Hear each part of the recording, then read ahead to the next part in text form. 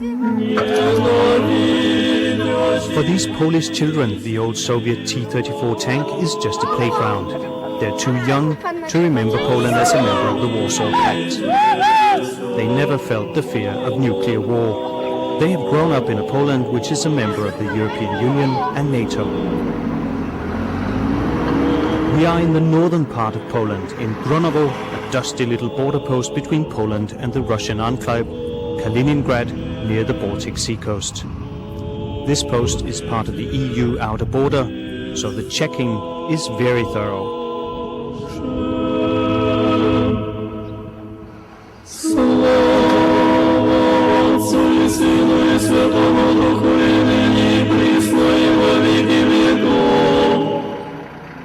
This border is also part of NATO's eastern front line, and just a few kilometers away are two big Polish army bases. The Polish border guards warn us not to film the Russian side, although there's not much to see. The Russians also keep their military bases a few kilometers away from the actual border.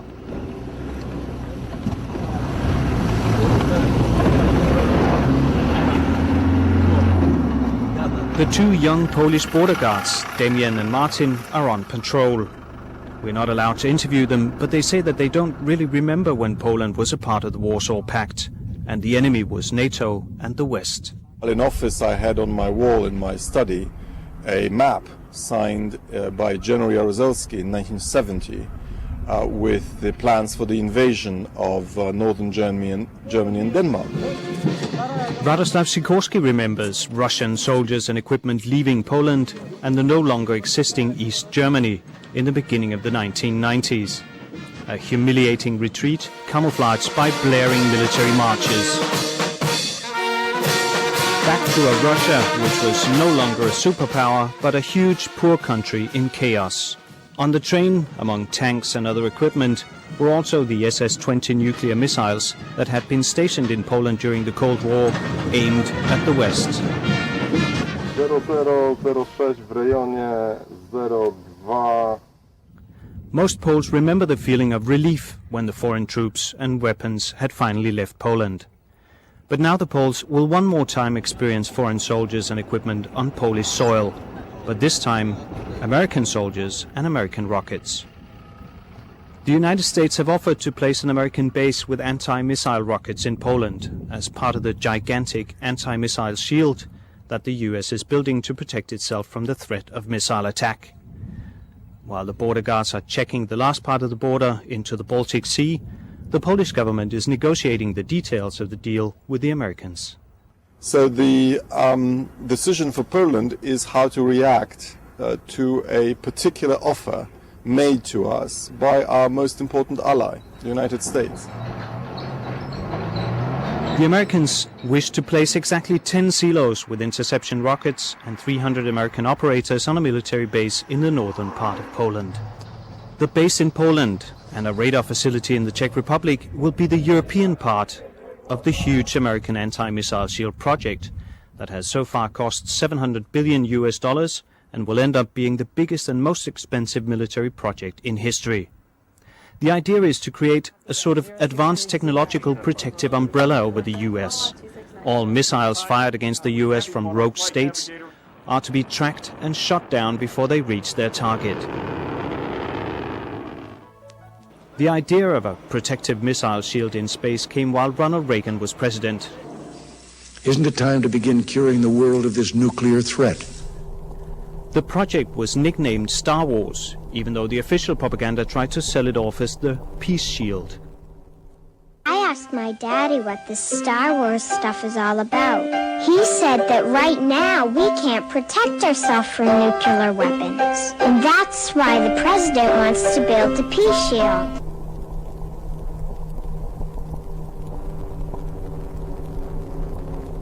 Back then, the technology never really worked. But under George Bush, the project came back on the agenda and huge investments were made. The missile shield will consist of radar and anti-missile rockets on facilities in Hawaii, Alaska, California, the Thule Air Base in Greenland, and in Europe, where radar in the Czech Republic and rockets in Poland are supposed to track and intercept rockets from, for example, Iran.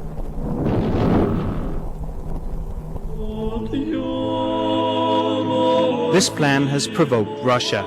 The Kremlin has already been worried about NATO's expansion into Eastern Europe, US military bases in former Soviet republics, and the US policy in the Middle East.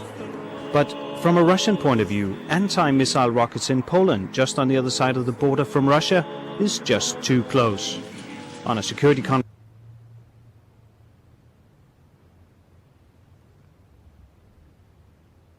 This will lead to an arms race. Such a dominant use of force encourages the proliferation of nuclear weapons.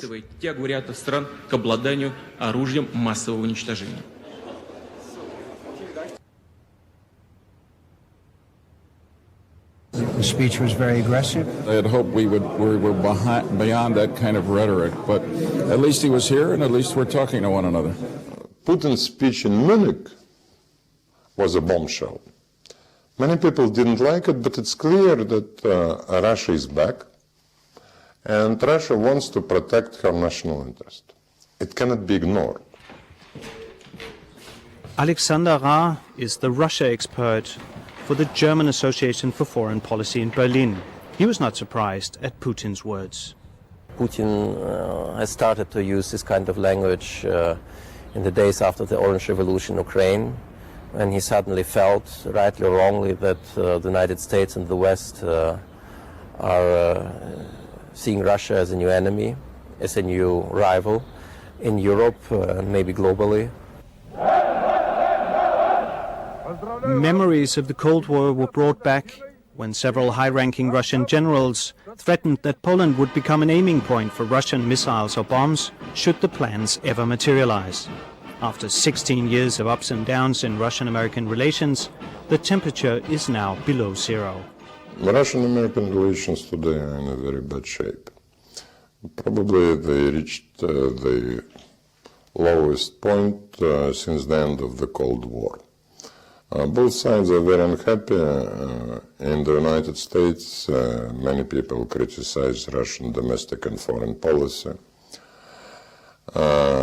Many people in Russia think that the United States is conducting unfriendly policy towards Russia, building ballistic missiles defense against Russia, expanding NATO to include former Soviet Republic to encircle Russia.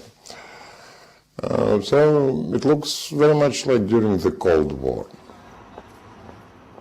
This marker in the middle of the Polish capital Warsaw shows that the distance from here to Moscow and from here to NATO's headquarters in Brussels is exactly the same. With the American missile shield project, Poland is again right in the middle of the big game. I think the Polish public opinion do not yet realize that this is the that sense of the talks with the Russians and so on. So this is the return to the Cold War terminology and phrases and arguing and so on. Yes, it is.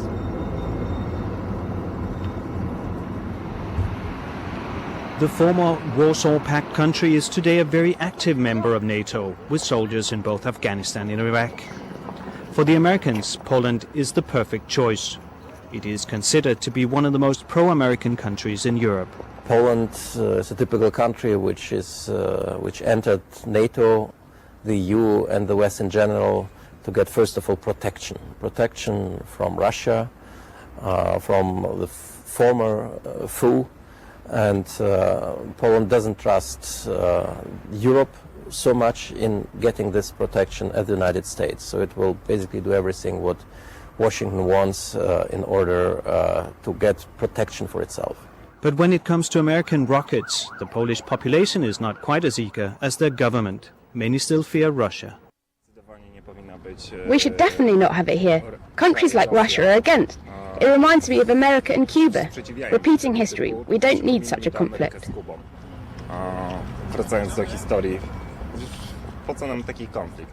Excellent. I reckon it will be good for Polish security. It will certainly be good. One should be afraid of Russia. It has always been the case. According to the latest poll, 53% of the Poles are against placing American anti-missile facilities in Poland. so the government is keeping a low profile. It's too early to talk about the details. It's also obvious. These are very sensitive negotiations, so I think it's obvious that they are kept from the sight of the public at the moment. Washington claims that Poland has been picked for technical reasons only, and the Americans simply don't understand Russia's concern. Russia is being unreasonable. Russia has nothing to fear from the West. The idea that the West is going to attack Russia is a silly notion in the eyes and in the minds of old-style KGB apparatchik or old-fashioned generals. Russia's being silly. But Putin's speech in Munich did make an impact, and a more cautious strategy is now being considered. Putin's speech obviously was troublesome, and that's why I am conceding that perhaps we're better off delaying this long enough to let Putin and Bush, who may get along okay in person but are polarizing for the broader Western relationship with NATO, with Russia, let them get out of office. But only delaying the decision to deploy the rockets, not changing it. I very much hope we can avoid a situation where Russia is permanently so hyper-nationalistic that it feels that it has to dominate Eastern Europe and that it feels it has to be paranoid about each and every defense decision by the West. I'm not prepared to accept that that's likely, nor am I prepared to let that kind of a Russia tell us what decisions to make.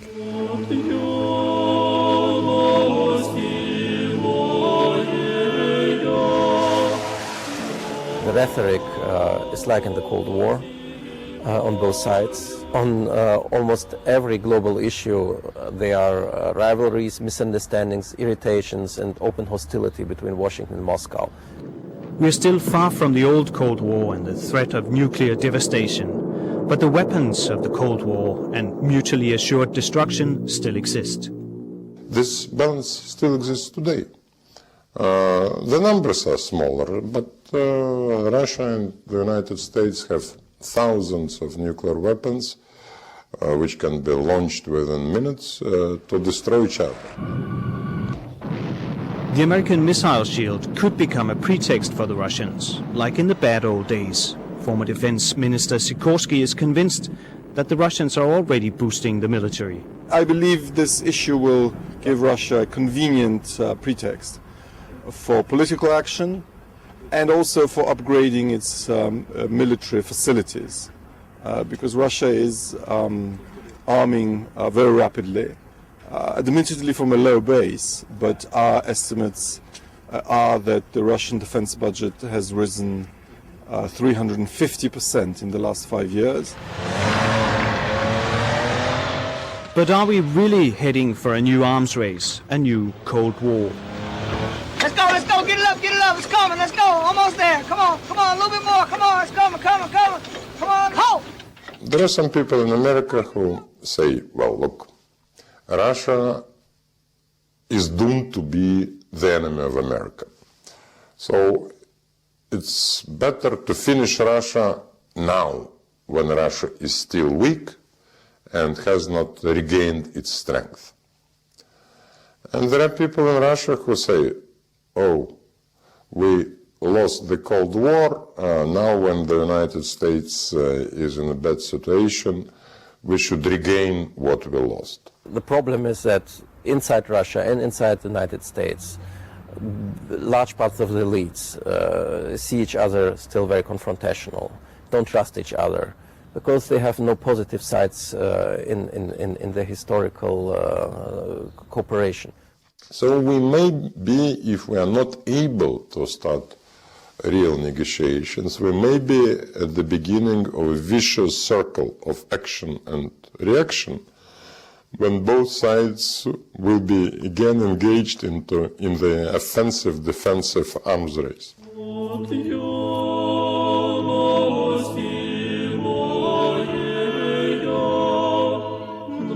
Back on the border between Poland and Russia. This little hotel in the fishing village of Nowa Pazwerka is the last Polish house before Kaliningrad. And with Russia only 1 kilometer away, the problem of American rockets on Polish soil is literally very close to Richard Doda. There are some rumours. Russians have been announcing installation of mid-range rockets in the Kaliningrad district, return of the nuclear fleet, submarines to Palava. Let's not fool ourselves. Russia is still a superpower.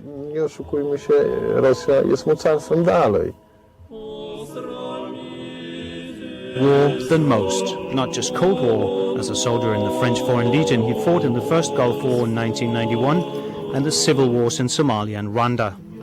But he had enough and moved to this remote corner of Poland because it's quiet and peaceful, or was.